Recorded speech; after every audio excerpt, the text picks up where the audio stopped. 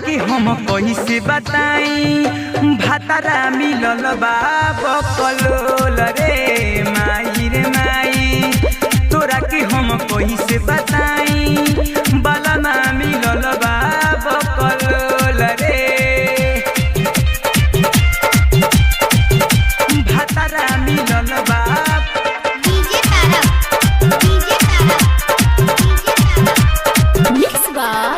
संस्कृति recording studio जनता बाजार। हमर चढ़ल जवानी के छोड़ देला छूछे सुत जाला रतिया के।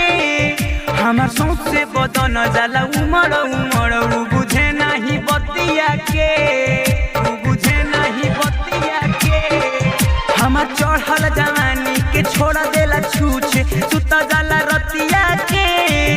हमर सौंसे बदन जाला उमड़ उमड़ उ बुझे नहीं बतिया के।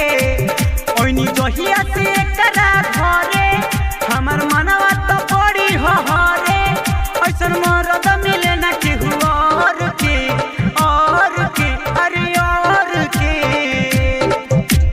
माई रे माई तोरा के हम कैसे बताई भातारा मिलल बा बकलोल रे माई रे माई। तोरा के हम कैसे बताई भातारा मिलल बा बकलोल रे। मिक्स बाय संस्कृति रिकॉर्डिंग स्टूडियो जनता बाजार। कहियो जननी ना सुख हमके देले बा दुख माने नाही कहानवा के। चौहान मनीष भातार अपन बदल विचार तू सुधारल रहनवा के। कहियो जननी ना सुख हमके देले बा दुख माने नाही कहानवा के।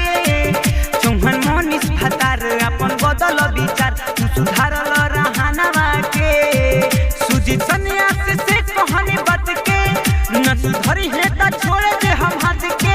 ऐसन मरद मिले ना केहू और के अरे और के।